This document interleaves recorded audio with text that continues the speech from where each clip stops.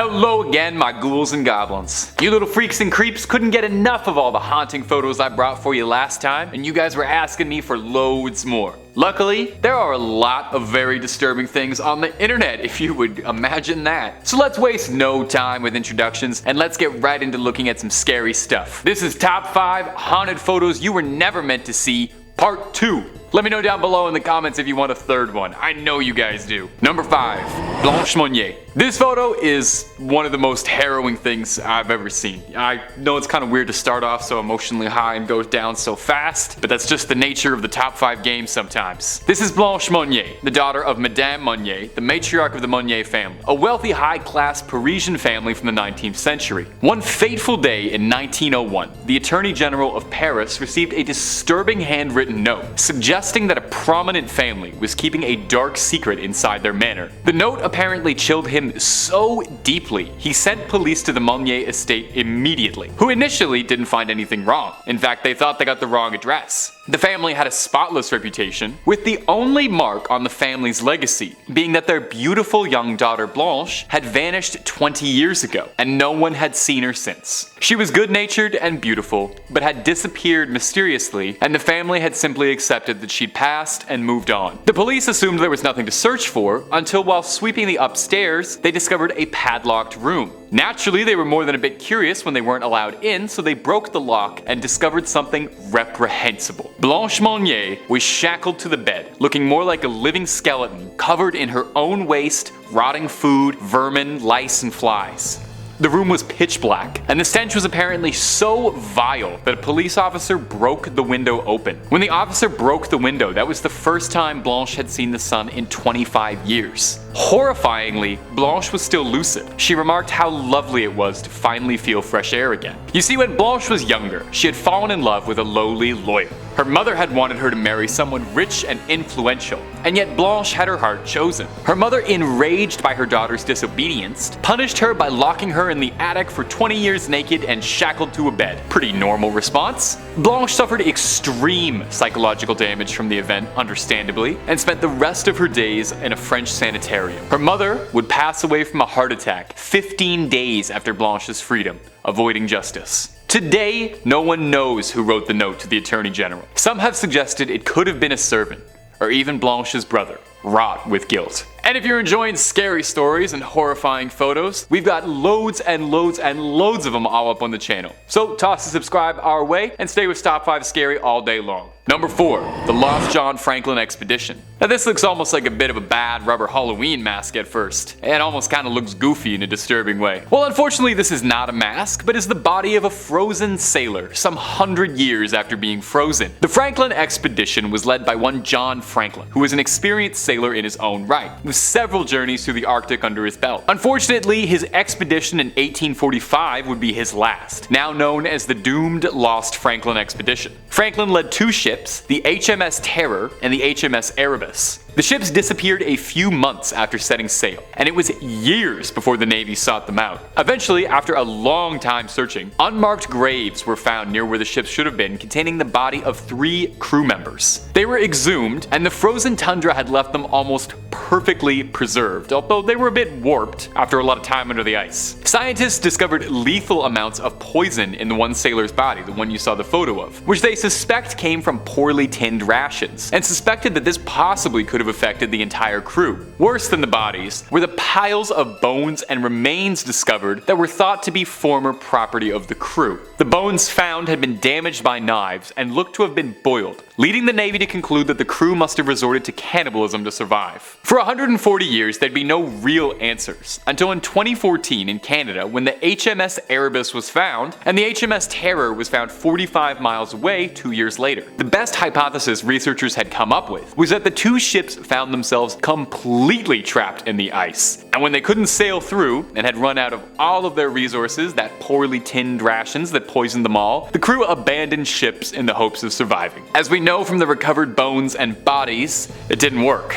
With nothing but frozen wastelands surrounding them from all sides, the crew of the John Franklin expedition were all but doomed to die alone, frozen, and far from home. Number 3. Carl Tanzler's mummy. In 1931, Dr. Carl Tanzler fell in love with one Maria Elena Milagro de Hoyos, who he was treating for tuberculosis. Tanzler was obsessed with Maria. Since he was a young boy, he had a vision of falling in love with a black-haired beautiful woman. Tanzler showered Maria with gifts and affections during her treatments, and according to historical documentation, she didn't particularly reciprocate this affection whatsoever. The same year he met her, Maria would tragically fall to her illness. But Tanzler's love transpired beyond the grave. He paid for her funeral and built her a mausoleum to forever keep her body in. Unfortunately, he would not keep her body in it for very long, as Tanzler would take her body home and made her into a homemade mummy to preserve her body. Yeah, I'm sorry, I feel like I should have warned you off the top that this one gets beyond terrifying. He used coat hangers to try and keep her together, wiring her together. He covered her scalp with bits of real hair and used plaster and glass eyes to try and preserve the beauty of her face. Tanzler shared a bed with this mummy for 7 years. 7 years before someone would discover it, when eventually Maria's sister would visit Tanzler, and what she initially just thought was an extremely disturbing but well-meaning memory to her late sister, she realized very quickly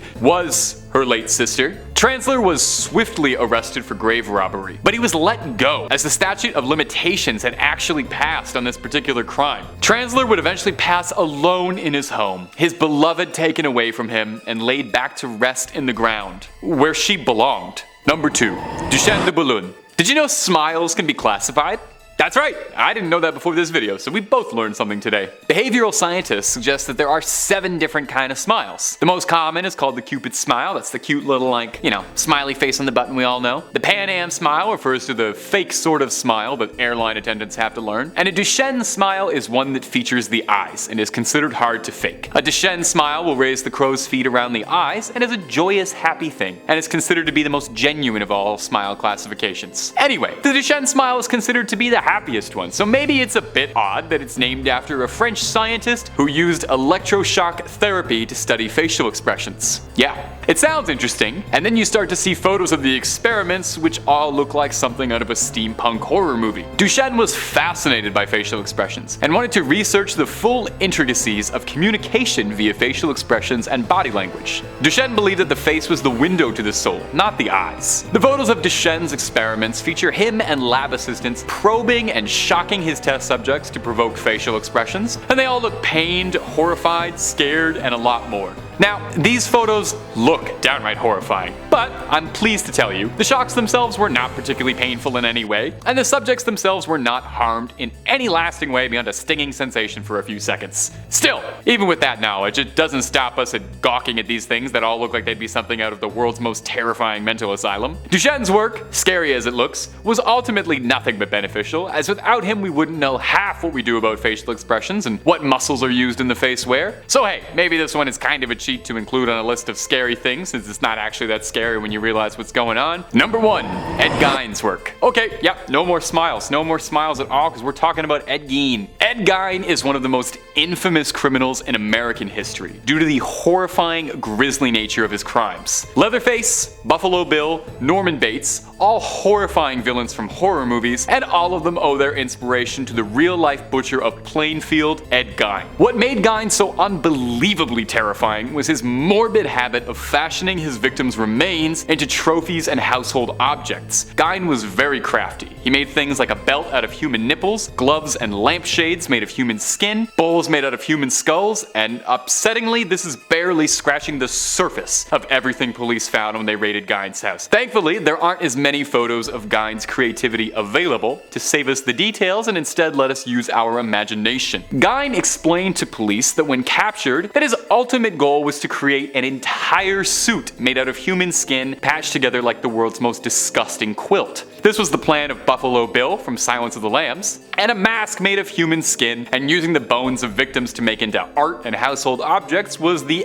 MO of Leatherface, Bubba Sawyer from the Texas Chainsaw. Gein is thought to be responsible for at least 2 confirmed deaths, although the number is speculated to possibly be higher. He's known to have exhumed 9 bodies to gather materials for his disgusting arts and crafts. Gein lived in an isolated farmhouse with his brother and mother, who raised the boys to believe that women were vessels of evil to lead them to a life of sin. Guy's brother passed mysteriously, being found drowned in a nearby marsh. There's a great deal of speculation actually that Guy himself was involved, although never confirmed. His mother would pass not too long after, and Guy converted their home into a strange shrine of sorts for his late mother, blocking off rooms that she had stayed in and keeping them pristine. This is where the inspiration for the deranged Norman Bates comes from. While some rooms were kept clean, Guy left the rest of the house an unimaginable mess of debris and a horrifying collection of homemade furniture and clothing. Guy would spend the rest of his life in a mental asylum, deemed too insane to be tried. And that's all for this video, my ghouls and goblins. I hope you enjoyed. I hope you get some sleep tonight. Creep on, creeping on, and I'll see you in the next one.